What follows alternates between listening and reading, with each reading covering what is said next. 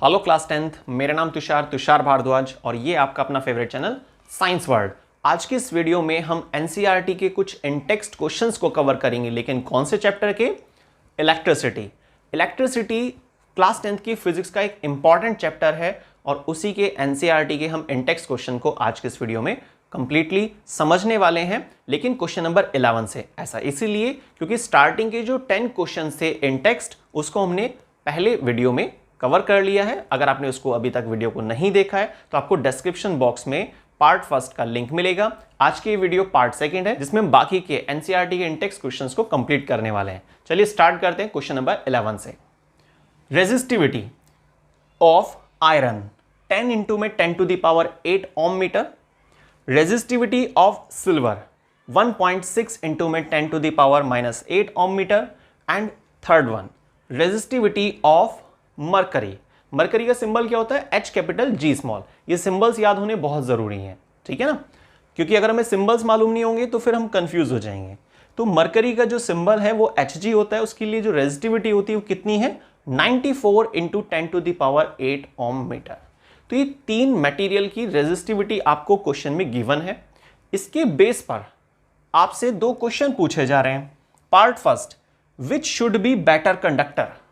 Better conductor कौन होगा? सबसे पहले तो कंडक्टर क्या होते हैं? ऐसे मटेरियल जिनसे करंट पास हो जाता है उसको हम कंडक्टर कहते हैं, क्योंकि उसमें फ्री इलेक्ट्रॉन पाए जाते हैं। ये उसका रीजन है। लेकिन किन दो मटेरियल की बात कर रहा है वो? आयरन और मरकरी। तो आयरन और मरकरी की रेजिस्टिविटी की वैल्यू के आधार पर आपको बताना है कि कौन बेस्ट कंडक्टर होगा। क्लियर? अब देखिए, आयरन की रेजिस्टिविटी ये है और मरकरी के लिए रेजिस्टिविटी ये दी हुई है। तो अब सोचिए दोनों में से कौन बेस्ट कंडक्टर हमें कंसीडर करना चाहिए, और वो आंसर है आयरन। ठीक है, तो आपको याद रखना है जितनी कम रेजिस्टिविटी होगी किसी मटेरियल की, वो उतना ही ज्यादा बेस्ट कंडक्टर होता है, मतलब उससे करंट अच्छा पास हो जाता है। ठीक है, अब second part, which material is best conductor. अब यहां पर कोई बाउंडेशन नहीं है कि भाई फर्स्ट और सेकंड बताना है, या ओवरऑल आपको तीनों में से सेलेक्ट करना है। तो अगर ऐसा कुछ होता है, अगर इस तरह से कोई क्वेश्चन अराइज होगा तो आपको सिल्वर सेलेक्ट करना होगा, कि सिल्वर को बेस्ट कंडक्टर माना जाता है। इलेक्ट्रिसिटी बहुत बढ़िया तरीके से पास होती है, करंट बहुत अच्छा पास होता है। ठीक है, इसलिए सिल्वर वायर का इस्तेमाल किया जाता है सोलर पैनल में सोलर सेल को कनेक्ट करने के लिए, बट कॉस्ट थोड़ा ज्यादा होती है, ये आपको सबको मालूम है ही। ठीक है, तो रेजिस्टिविटी के बेस पर यहां पर आपको क्वेश्चन का आंसर करना था। याद क्या रखना है आपको इसमें, इस क्वेश्चन के रेस्पेक्ट में, कि भाई एक पॉइंट है कि रेजिस्टिविटी अगर कम है तो बेस्ट कंडक्टर है। क्लियर? और देखिए सिल्वर की रेजिस्टिविटी कितनी है? 1.6 इंटू में 10 to the power -8 ohm metre. Ohm metre तो यूनिट होती है उसकी। क्वेश्चन नंबर 11 क्लियर हुआ। अब आते हैं नेक्स्ट क्वेश्चन नंबर 12 पर। Draw a circuit diagram. आपको एक सर्किट डायग्राम ड्रॉ करके दिखाना है जिसमें 3 सेल्स है ना, 2 वोल्ट ईच, 2 वोल्ट 2 वोल्ट और 2 वोल्ट, 3 सेल को सीरीज में कनेक्ट किया हुआ है ना। क्लियर? आपको मालूम है ना कि बैटरी सिंगल सेल वाली भी हो सकती है, 2 सेल 3 सेल, कितनी भी सेल हो सकती है बैटरी में। तो यहां पर 3 सेल वाली बैटरी का इस्तेमाल किया जा रहा है। हर एक सेल की वैल्यू कितनी दी हुई है? 2 वोल्ट। अब आगे क्या दिया हुआ है? A 5 ohm resistor and 8 ohm resistor और 12 ओम रेजिस्टर और एक की है ना, switch, connect in a series. तो 3 रेजिस्टर हैं जो सीरीज में लगे हुए हैं। ठीक, 3 सेल वाली बैटरी है। ये सब चीजें आपको अरेंज करके एक सर्किट डायग्राम ड्रॉ करना है। अब देखिए एक बार कि डायग्राम किस तरीके से बनाया जाएगा इसका। सबसे पहले हम 3 रेजिस्टर कनेक्ट कर रहे हैं सीरीज में। ठीक है, तो ये तीन रेजिस्टर हुए जिनको सीरीज में लगाया जा रहा है। 5 ओम, 8 ओम और 12 ओम। 5 ओम, 8 ओम, 12 ओम। क्लियर? अब आपको सर्किट डायग्राम कंप्लीट करना है। तो यहां पर आप फर्स्ट सेल, सेकंड, थर्ड, और यहां पर इस तरह से स्विच या की, कुछ भी आप वर्ड यूज कर सकते हैं। ये सर्किट डायग्राम कंप्लीट हो गया। ठीक है, टोटल 6 वोल्ट की आपकी बैटरी हुई, ये प्लस ये माइनस, करंट की डायरेक्शन इस तरीके से। क्लियर हुआ? तो क्वेश्चन नंबर 12 का आपके पास आंसर आ चुका है। अब question number 13 redraw. Question number 12 में जो डायग्राम था उसको दोबारा से ड्रॉ करना है आपको, सर्किट डायग्राम को यहां पे दिया हुआ है क्वेश्चन नंबर 12 वाला जो था, ठीक है। बाय पुटिंग एमीटर, आपको इसमें क्या करना है, एक तो एमीटर पुट कर देना है ना। एमीटर क्या करता है, करंट की वैल्यू को मेजर करता है, ये बात याद रखना। और वोल्ट मीटर अरेंज करना है, लेकिन कहां पर लगाना है वोल्ट मीटर। एमीटर लगाना तो बहुत ईजी है, सीरीज में लगाते हैं, पता है आप सबको, लेकिन वोल्ट मीटर कहां लगाना है, अक्रॉस 12 ओम रेजिस्टर। जो 12 ओम वैल्यू का रेजिस्टर लगा हुआ है इस सर्किट डायग्राम में, वहां पर वोल्ट मीटर लगाना है। 12 ओम ये है, तो क्वेश्चन नंबर 12 का आंसर तो ये हो चुका है। लेकिन 13 में आप क्या करेंगे, इसी डायग्राम को दोबारा बनाएंगे और थोड़ी सी चीजें इसमें ऐड कर देंगे इस तरीके से। ये वोल्ट मीटर हुआ अक्रॉस 12 ओम रेजिस्टर, ठीक। बाकी दूसरी चीज जो है वो है एमीटर, एक डिवाइस जो क्या करता है, करंट की वैल्यू को मेजर करता है। ये आप उसको इससे लगाएंगे, है ना। याद रखना है सीरीज में लगाते हैं एमीटर को, वोल्ट मीटर को पैरेलल में लगाते हैं। क्यों लगाते हैं, एमीटर की जो रेजिस्टेंस वैल्यू होती है काफी कम होती है, इसलिए आप सीरीज में लगाते हैं। लेकिन जो वोल्ट मीटर है, वोल्ट मीटर की रेजिस्टेंस वैल्यू काफी हाई होती है, और आपने अगर उसको सीरीज में लगाया तो सोचिए रेजिस्टेंस ओवरऑल बहुत ज्यादा हो जाएगा। इसलिए हमेशा वोल्ट मीटर को पैरेलल में ही लगाया जाता है, क्योंकि पैरेलल में अगर हम रेजिस्टेंस को अरेंज भी करते हैं ना, तो वैल्यू डाउन होकर आती है। इस चीज की क्लियरिटी आपको हो जाएगी जब आप प्रैक्टिस करेंगे रेजिस्टेंस इन पैरेलल के डेरिवेशन की, ठीक है। उस पर भी हमने एक वीडियो बनाई थी, अगर आपने उसको नहीं देखा है तो उसका लिंक भी आपको आई बटन पर या डिस्क्रिप्शन बॉक्स में मिलेगा, आप एक बार रिवाइज कर सकते हैं। क्लियर हुआ? तो ये क्वेश्चन नंबर 11, 12 और 13 कंप्लीट हुए। अब देखते हैं क्वेश्चन नंबर नेक्स्ट 14। तो देखिए आप सोच रहे हो भाई यहाँ पे क्वेश्चन नंबर 15 डाल दिया है, जबकि 14 नंबर आना था। 14 क्वेश्चन में कुछ नहीं है, वहां पर सीधा आपसे पूछा जा रहा है इक्विवेलेंट रेजिस्टेंस क्या होगा। 2 पार्ट्स दिए हुए हैं क्वेश्चन में, ठीक है। दोनों ही पार्ट्स में आपसे इक्विवेलेंट रेजिस्टेंस को फाइंड करने के लिए बोला जा रहा है। दोनों ही पार्ट में आपसे इक्विवेलेंट रेजिस्टेंस के बारे में पूछा जा रहा है। जब आपसे इक्विवेलेंट रेजिस्टेंस पूछा जाता है ना, तो इसका मतलब क्या होता है, टोटल रेजिस्टेंस आपको फाइंड करना है। तो अब वहां पर कुछ केस, अब वहां पर जो वैल्यूज दी हुई हैं ना, उन वैल्यूज को बोला जा रहा है कि भाई पैरेलल में अरेंज करना है, ठीक है। और आपको मालूम है कि पैरेलल में जब भी हम रेजिस्टर्स को अरेंज करते हैं या रेजिस्टेंसेस को अरेंज करते हैं पैरेलल में, तो उस केस में क्या होता है, वैल्यूज डाउन होकर आती है, ठीक है। और तो हमेशा याद रखिएगा, आप कभी भी अगर आपसे इक्विवेलेंट रेजिस्टेंस या किसी भी क्वेश्चन में अगर इक्विवेलेंट रेजिस्टेंस फाइंड करवा रहा है, तो आपको याद रखना होगा कि हम उसको कैसे अरेंज करते हैं। तरीका क्या होता है उसका, 1/RP इज इक्वल टू में 1/R1 प्लस 1/R2, इस तरीके से जोड़ते चले जाते हैं। 3, 4, 5 जितने भी आपको रेजिस्टेंस दिए होंगे उन सभी को पैरेलल में अरेंज करने का फॉर्मूला होता है, ठीक है। तो और ये चीज भी आपको याद रखनी है कि हमेशा वैल्यू घटकर आती है इक्विवेलेंट रेजिस्टेंस को जब आप फाइंड करेंगे पैरेलल वाले केस में, सिर्फ इतना करना है, ठीक है। अब आते हैं नेक्स्ट क्वेश्चन, क्वेश्चन नंबर 15 पे। ये एक न्यूमेरिकल है जिसमें आपसे कहा जा रहा है कि भाई इलेक्ट्रिक लैंप है, 100 ओम उसका रेजिस्टर है, टोस्टर दिया हुआ है जिसकी रेजिस्टेंस वैल्यू दी है 50 ओम, एक वाटर फिल्टर दिया हुआ है जिसकी रेजिस्टेंस वैल्यू है 500 ओम। मतलब 3 डिवाइस हो गए हमारे पास, है ना। एक 500 ओम, एक 50 ओम और एक 100 ओम। तो 3 अलग अलग डिवाइसेस की आपको रेजिस्टेंस वैल्यू दी हुई है, लेकिन लास्ट में आपसे बोल रहे हैं कि भाई इन सभी को पैरेलल में आपको अरेंज करना है। कैसे अरेंज करना है, पैरेलल में। और पोटेंशियल कितना दिया हुआ है, 220 वोल्ट। क्लियर? तो सबसे पहले हम क्या करेंगे, इन तीनों ही रेजिस्टेंस का इस्तेमाल करके इक्विवेलेंट रेजिस्टेंस को फाइंड करेंगे, ठीक। जब इक्विवेलेंट रेजिस्टेंस आ जाएगा उसके साथ फिर हम इस्तेमाल करेंगे पोटेंशियल को और फाइंड करेंगे करंट की वैल्यू। क्लियर? बाकी इस क्वेश्चन में आगे जो लाइन लिखी है उसमें क्या पूछना चाह रहा है कि what is the resistance of electric iron connected to the same source. अगर सेम सोर्स से कनेक्ट है कोई इलेक्ट्रिक आयरन, तो क्या रेजिस्टेंस होगा इलेक्ट्रिक आयरन का अगर आपने सेम सोर्स से कनेक्ट किया हुआ है। That take as much current as all 3 appliances and what is the current through it. तो हमें क्या करना है, ये जो 3 अप्लायंसेस स्टार्टिंग में दिए हुए हैं ना, इन तीनों का टोटल रेजिस्टेंस निकालना है। सबसे पहले हम ये काम करते हैं, उसके बाद देखते हैं फिर आगे क्या करना है। तो equivalent resistance 1/RP is equal to में 1/100 प्लस 1/50 प्लस 1/500। क्लियर? आप इसका एलसीएम लेंगे 1/RP इज इक्वल टू में एलसीएम कितना आ जाएगा 500। तो अब आप इसे सॉल्व करेंगे, ठीक है, वो आप सबको मालूम है ही कि कैसे सॉल्व किया जाता है। तो टोटल करिए, कितनी वैल्यू आ रही है 5, 10 और 1 मतलब 16 डिवाइड बाय 500। आप इसको रेसिप्रोकल करेंगे 500 डिवाइड बाय 16। अगर सिंप्लीफाई करना चाहें तो आप यहां पर कर सकते हैं 4 4 जा 16,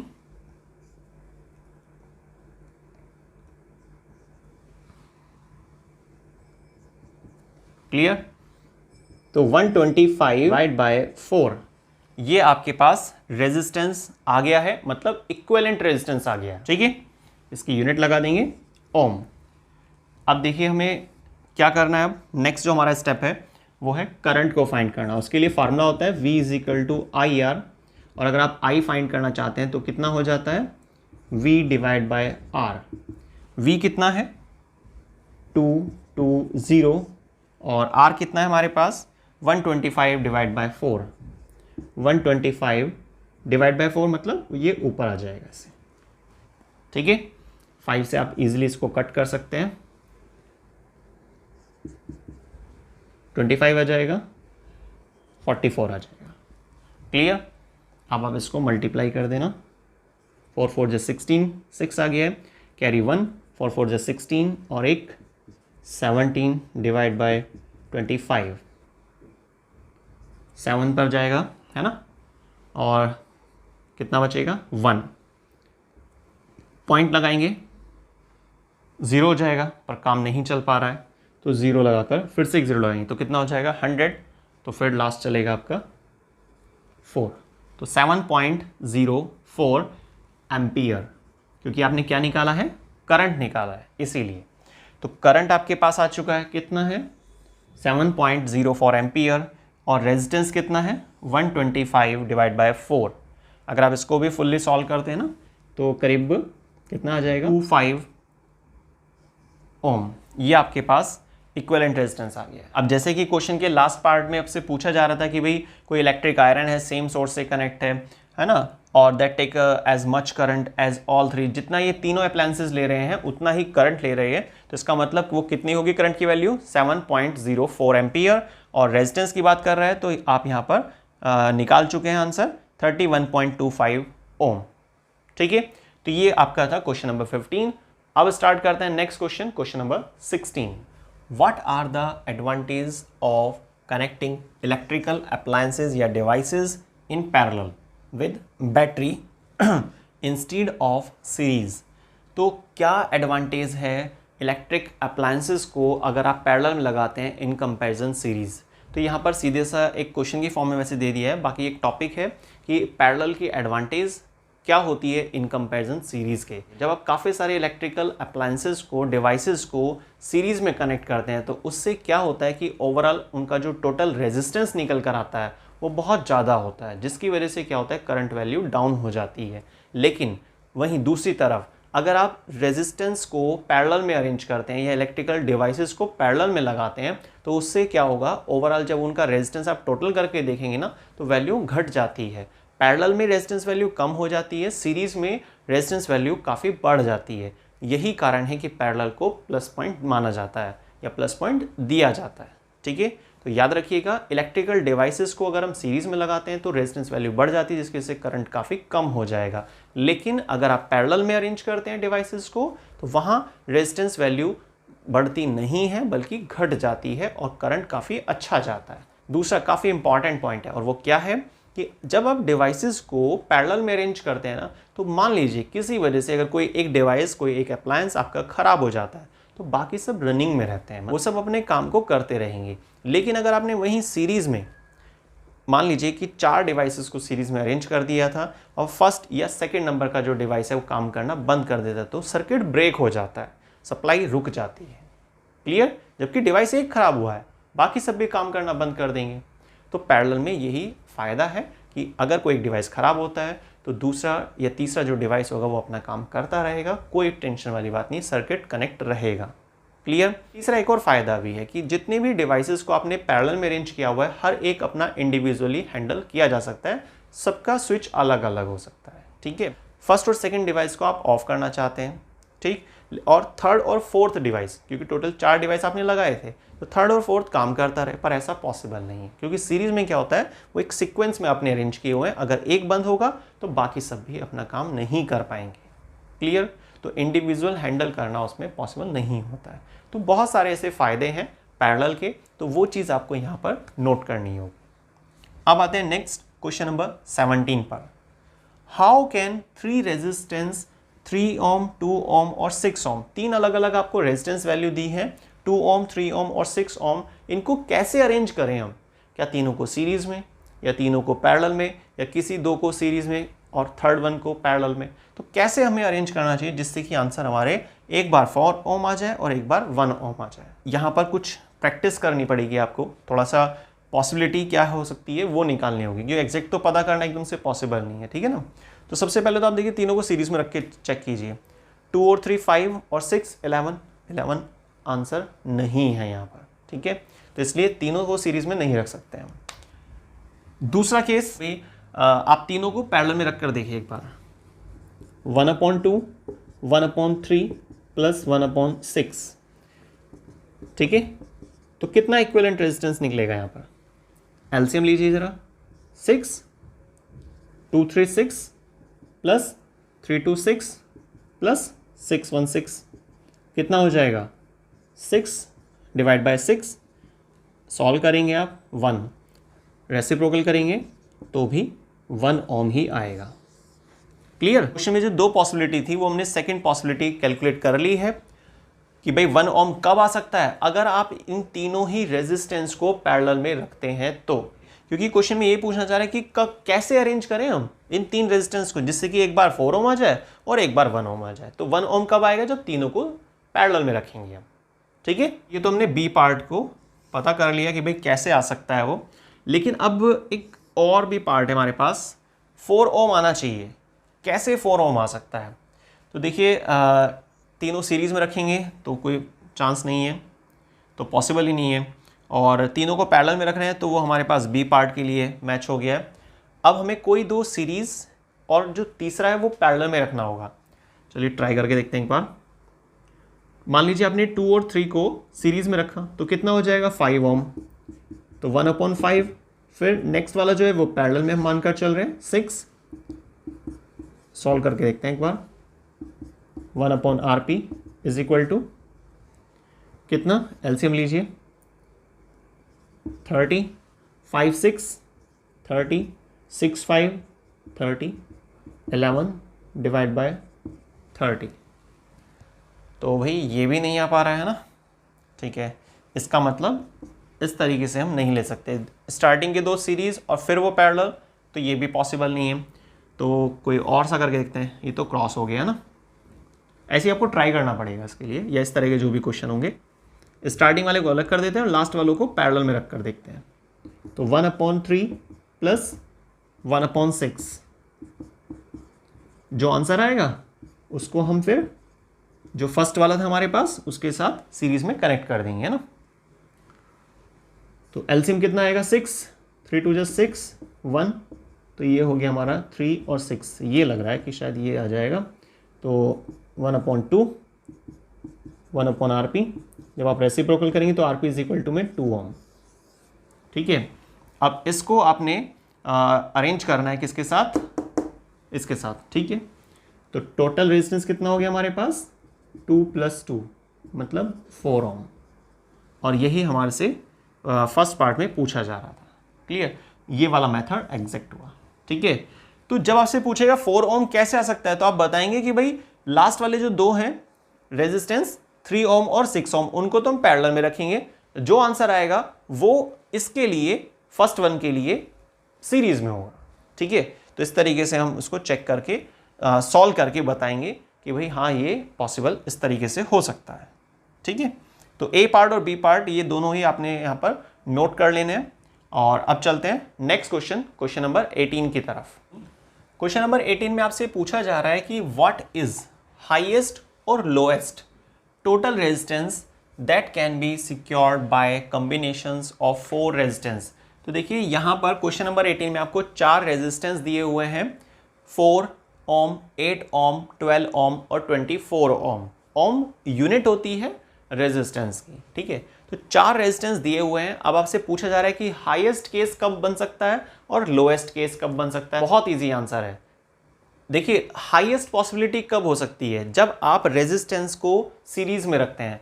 तो आपको क्या करना है, 4 ohm plus 8 ohm plus 12 ohm plus 24 ओम। तो जब आप चारों रेजिस्टेंस को सीरीज में रखेंगे, ऐड करेंगे, तो जो आंसर आएगा वो वैल्यू काफ़ी हाई होगी, क्योंकि रेजिस्टेंस को सीरीज में रखने पर इक्विवेलेंट रेजिस्टेंस जो बनता है वो काफ़ी हाई होता है इन कंपैरिजन पैरेलल के। बिल्कुल सही, आप समझ गए होंगे। इसका मतलब लोएस्ट वाली पॉसिबिलिटी होगी पैरेलल वाले केस में। तो जब आप इन चारों रेजिस्टेंस को 1/4 प्लस 1/8 प्लस 1/12 प्लस 1/24 इस तरीके से जब आप इक्विवेलेंट रेजिस्टेंस फाइंड करेंगे, तो अब जो आंसर आएगा पैरेलल वाले केस में, जो आंसर आएगा वो लोएस्ट पॉसिबिलिटी दिखाएगा। क्लियर? बिल्कुल सिंपल है, सॉल्व करके देखिएगा। अगर कुछ प्रॉब्लम लगती है तो आप मुझे कमेंट कर सकते हैं। चलिए अब स्टार्ट करते हैं next question. Question number 19, Why does cord of electric heater not glow while heating element does? देखिए जो इलेक्ट्रिक हीटर होता है ना, तो इलेक्ट्रिक हीटर की जो कोर्ड होती है जिससे करंट पास आउट होता है हीटर तक, तो कोर्ड तो ग्लो नहीं करती है, वायर तो ग्लो नहीं करती है, लेकिन जो उसका एलिमेंट लगा होता है वो ग्लो करता है। तो इसका रीजन हमारे से पूछा जा रहा है इस क्वेश्चन में। तो देखिए आपको क्या एक्सप्लेन करना है, यहाँ पर क्या नोट करना होगा। कोर्ड का जो रेजिस्टेंस है वो काफ़ी कम होता है, ठीक है, जिसकी वजह से करंट अच्छा जाता है। करंट अच्छा जा रहा है वो बात ठीक है, लेकिन रेजिस्टेंस वैल्यू कम है, इसलिए वहाँ पे ग्लो की कंडीशन नहीं होती है।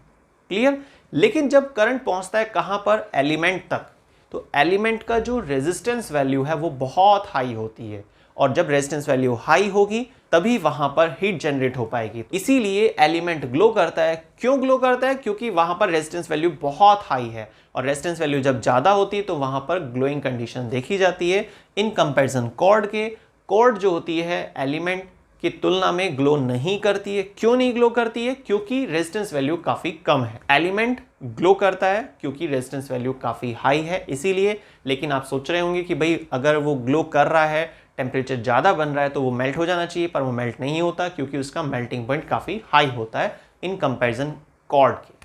क्लियर? अब आते हैं नेक्स्ट क्वेश्चन पर, क्वेश्चन नंबर 20 पर।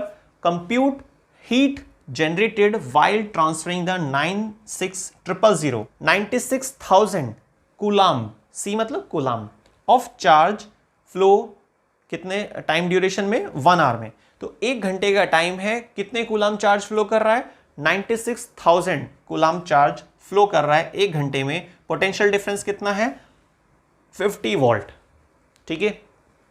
हमें निकालना क्या है, हीट कैलकुलेट करनी है ना। तो इसके लिए जो चीजें दी हुई हैं पहले उसको नोट करेंगे। Charge 96,000 coulomb, second time 1 hour, potential difference 50 volt. तो सॉल्व करने के लिए बहुत इजी एक फॉर्मूला होता है, बहुत सिंपल फॉर्मूला है, W इज इक्वल टू में QV। Q कितना है आपके पास, 96,000 और V कितना है, 50। अगर आप इनकी मल्टीप्लाई करते हैं तो कितना आ जाएगा, पहले जीरोस को एक साथ लिख लेते हैं, फिर सीधा 5 से मल्टीप्लाई कर देंगे। 5 6 जा 30, 3 कैरी आ जाएगा, और 5 9 जा 45 और 3 48। क्लियर? बाकी आप इसको शॉर्ट में भी लिख सकते हैं, 48 मल्टीप्लाई 10 की पावर 5 जूल। सिंपल सा आंसर। क्लियर? तो ये क्वेश्चन नंबर 20 कंप्लीट हुआ। अब स्टार्ट करते हैं next question, question number 21। Question number 21 में आपसे पूछा जा रहा है कि कोई इलेक्ट्रिक आयरन है जिसके लिए रेजिस्टेंस आपको दिया हुआ है 20 ओम, और करंट कितना ले रहा है वो, 5 एम्पियर। तो कैलकुलेट करना है हीट जो डेवलप होगी 30 सेकंड में, 30 सेकंड में कितनी हीट डेवलप होगी। तो सीधा सा इसके लिए आपको एक फार्मूला लगाना होगा। सॉल्यूशन देखिए मैं यहाँ पर कर देता हूँ उसका, 21 क्वेश्चन का। क्या क्या चीज़ दी हुई है, रेजिस्टेंस इज इक्वल टू 20 ओम, आई दिया हुआ है 5 एम्पियर, और टाइम कितना है 30 सेकेंड। क्लियर? अब फार्मूला क्या होता है, H is equal to I square R T. I कितना 5 है तो 5 5 25 आई स्क्वायर हुआ, आर मतलब 20 और टी मतलब कि 30 सेकेंड। जब इन सबको मल्टीप्लाई करेंगे तो कितना आ जाएगा 500 मल्टीप्लाई 30 15,000 जूल। तो ये आपके पास जो हीट है वो आपने कैलकुलेट कर लिए। हीट की ऐसे यूनिट क्या होती है जूल, ये चीज़ भी आपको याद रखनी है, यूनिट लिखना बहुत ज़रूरी है। तो इलेक्ट्रिक आयरन जो रेजिस्टेंस दिखा रही है 20 ओम, करंट जा रहा है उसके पास 5 एम्पियर का, और 30 सेकंड के लिए जब उसे इस्तेमाल करते हैं तो कितनी हीट डेवलप करेगी 15,000 joule, 15,000 joule. Next question, question number 22, which determine the rate at which energy is delivered by current. I मतलब करंट। तो कौन सी ऐसी फिजिकल क्वांटिटी है जो डिटरमाइन कराती है रेट को जिस पर कोई एनर्जी डिलीवर कर रही है, डिलीवर हो पा रही है करंट के फ्लो करने की वजह से। तो इसके लिए आंसर है इलेक्ट्रिक पावर। तो इलेक्ट्रिक पावर एक वो फिजिकल क्वांटिटी है जो डिटरमाइन कराती है कि भाई करंट के फ्लो करने से कितनी एनर्जी इस केस में देखी जा सकती है। ठीक है, तो आप याद रखिएगा क्वेश्चन नंबर 22 में आपको क्या लिखना है, इलेक्ट्रिक पावर। नेक्स्ट और लास्ट क्वेश्चन आज के इस वीडियो का, electric motor take 5 ampere from 220 volt. Current कितना दिया हुआ है 5 एम्पियर का करंट है, 5 एम्पियर का करंट है, वोल्टेज कितनी है 220, 220। डिटरमाइन करना है आपको पावर। तो जब आप पावर निकालेंगे तो सीधा एक फार्मूला होता है V इंटू आई, कितना 220 मल्टीप्लाई करंट कितना है 5 एम्पियर, तो कितना हो जाएगा ये आपका 1100 वाट। इसी तरीके से एक और चीज आपसे फाइंड करवा रहा है, वो है इलेक्ट्रिक एनर्जी। कितनी एनर्जी कंज्यूम होगी 2 घंटे में। तो आप टाइम को चेंज कर लेना, बहुत इजी है, V I और T, ये आपके पास एनर्जी यहां पर कैलकुलेट हो जाएगी, है ना। V इंटू आई आपने अभी निकाला ही था, तो 1100 वाट है ना, मल्टीप्लाई में ये वाट में चल रहा है, इसीलिए हम क्या करेंगे जो टाइम है उसको सेकंड में ले लेंगे। तो इसको चेंज कर लेते हैं, 2 मल्टीप्लाई 3600। अगर आप इसके मल्टीप्लाई करेंगे तो कितना हो जाएगा, 2 की मल्टीप्लाई कर लेते हैं पहले, 2200 मल्टीप्लाई 3600। तो आपसे जो एनर्जी पूछी जा रही थी कि कितनी एनर्जी कंज्यूम होगी 2 घंटे के दौरान, तो कितनी होगी 792,000 जूल। क्लियर। तो आपने इस क्वेश्चन में पावर और एनर्जी को कैलकुलेट करना था। तो 2 पार्ट थे यहां पर, पहले अपने पावर को कैलकुलेट किया, फिर अपने एनर्जी को कैलकुलेट किया। पावर जो है यहां पर वाट में चल रही थी, इसलिए हमने टाइम को सेकंड में कन्वर्ट कर लिया और जूल में हमारा आंसर आ गया। तो आज के वीडियो में बस इतना ही, मिलते हैं नेक्स्ट वीडियो में कुछ और टॉपिक्स, कुछ और इंपॉर्टेंट क्वेश्चंस के साथ।